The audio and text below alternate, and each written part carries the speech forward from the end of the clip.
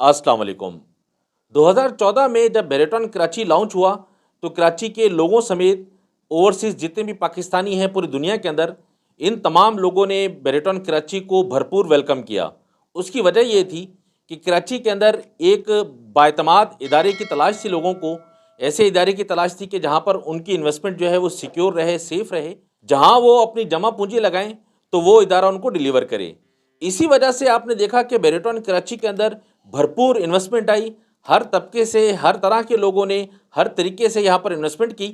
उसकी जो मेन वजह थी वो बेरेटॉन कराची का एतबार था। लेकिन वक्त के साथ साथ हुआ क्या कि बेरेटॉन कराची ने ये जो एतबार था लोगों का, उस एतबार को डैमेज किया। बहुत से लोगों की इन्वेस्टमेंट सिक्योर हो गई, लेकिन इसी के साथ साथ ज़्यादातर जो लोग थे उनकी इन्वेस्टमेंट डूब गई। उसकी जो मेन वजह थी वो बेरेटॉन कराची की बदनीयती थी। उस बदनीयती का नतीजा आज तक आवाम भुगत रही है। बहरिया ने यहाँ पर सिर्फ बस नहीं की 2014 के अंदर, इसने ओल्ड बीटीके के साथ जो कुछ किया, उसके बाद जब स्पोर्ट्स आया, स्पोर्ट्स के साथ भी तकरीबन यही सेम केस हुआ। यहाँ पर भी जो है वो लोगों ने इन्वेस्टमेंट की। इन्वेस्टमेंट जब की तो यहाँ पर भी लोगों का जो एतमाद था, जो ट्रस्ट था, उसको डैमेज किया गया।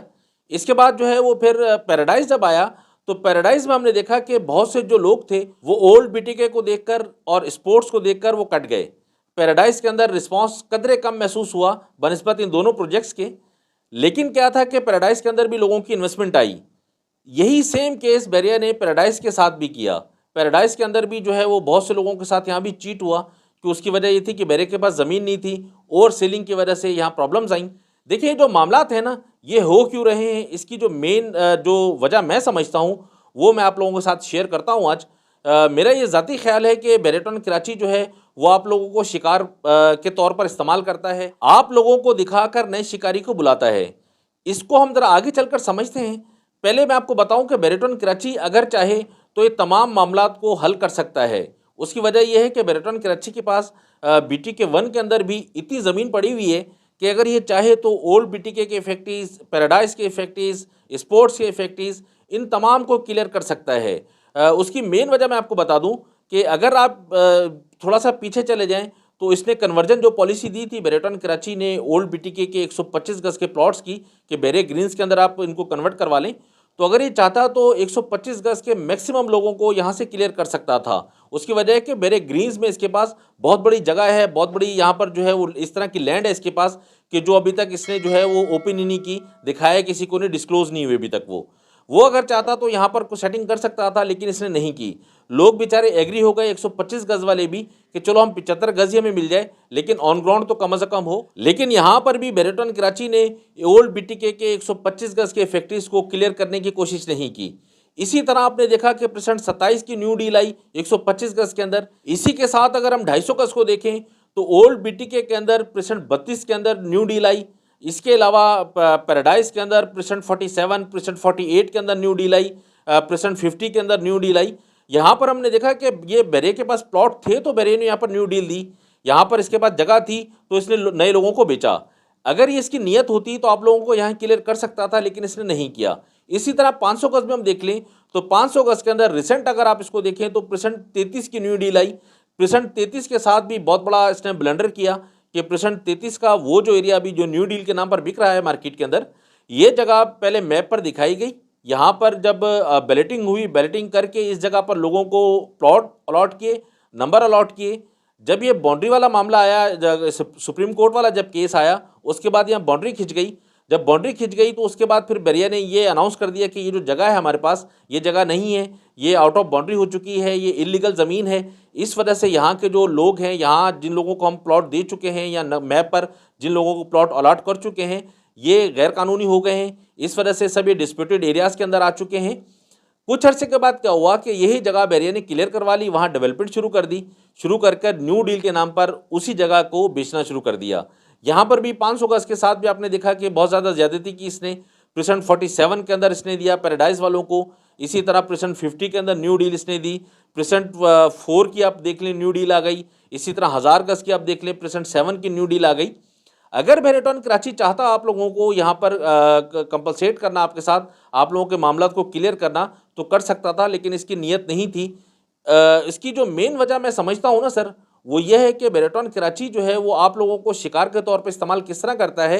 आपने देखा होगा कि पूरी दुनिया के अंदर दो किस्म की शिकारगाहें पाई जाती हैं। एक है कुदरती शिकारगाह और दूसरी है मसनूई शिकारगाह।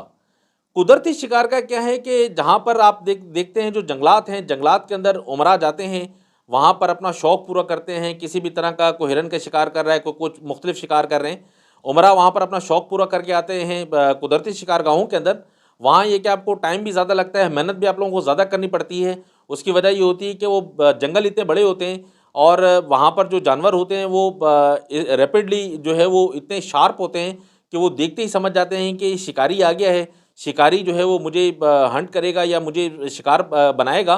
तो वहाँ के जो जानवर हैं वो फ़ौरन से आगे पीछे हो जाते हैं। उन जानवरों को पकड़ने के लिए, वहाँ शिकार करने के लिए आपको बहुत ज़्यादा मेहनत करनी पड़ती है। दूसरी जो है वो है मसनूई शिकारगाह। मसनूई शिकारगाह के अंदर क्या है कि यहाँ पर एक आर्टिफिशियल जो है वो एटमॉस्फेयर तैयार किया जाता है, आर्टिफिशियल एक जंगल बनाया जाता है, वहाँ पर जानवर ला के छोड़े जाते हैं और जो उमरा हैं वहाँ पर जाकर अपना शौक़ पूरा करते हैं। यही जो सेम सिचुएशन है ना सर, ये आप लोगों के साथ है बेरेटॉन कराची के अंदर। बेरेटॉन कराची जो है वो आप लोगों को, मेरा ये ख्याल है कि शिकार के तौर पर आप लोगों को यहाँ पर इस्तेमाल करता है। वो किस तरह, इसको अब हम समझते हैं। देखिए, बेरेटॉन कराची के जितने भी प्रेसेंट्स हैं, तमाम प्रेसेंट्स के जो बॉर्डर्स हैं, इन बॉर्डर्स पे आप देखते हैं कि जो लाल लकीर हर बॉर्डर पर आपको नज़र आती है, ये कमर्शियल प्लॉट्स की लकीर है। ये जो मैप पर आपको नज़र आता है, कहीं ब्लू और कहीं रेड जो लकीरें हैं, ये कमर्शियल प्लॉट्स की लकीरें हैं। ये कमर्शियल प्लॉट शो करते हैं यहाँ पर। ये हर तकरीबन प्रेसेंट्स के अंदर यही के सेम केस है। इसी तरह आप मेन जिना पर आ जाएँ तो मेन जिना के जो साइडें हैं दोनों, ये सब कमर्शियल है। थीम पार्क के सराउंडिंग अगर आप देख लें तो ये तमाम टोटल कमर्शियल है। इसी तरह जितने भी रोड हैं, तमाम रोड्स की जो साइडें हैं, ये सब कमर्शियल्स हैं। ये जो कमर्शियल्स है ना सर, ये बेचने के लिए बेरेटॉन कराची आप लोगों को इस्तेमाल करता है। ये इस तरह इस्तेमाल करता है, क्या स्क्रीन पर आप ये देख रहे हैं नोटिस, इस तरह की लालच देकर यहाँ पर जो है वो प्राइवेट बिल्डर्स को हायर किया जाता है। प्राइवेट बिल्डर्स को अपने प्लॉट्स बेचे जाते हैं कि आप जो है वो प्लॉट ले लो, कुछ पेमेंट आप हमें दे दो, बाकी जो है वो आपने जो इफेक्टिव्स हैं, इफेक्टिव्स को आपने इकट्ठा करके लाना है। यहाँ से आपने औने पौने इनसे फाइलें खरीदनी हैं, वो फाइलें लाकर आपने हमें दे देनी है। तो इसलिए जो प्राइवेट बिल्डर्स हैं उनको लालच ये दिया जाता है कि आपने कौन से पूरे पैसे देने, आपने 50% ही देना है, बाकी तो आपने जो है मर्जिंग की फाइलें लाकर देनी है।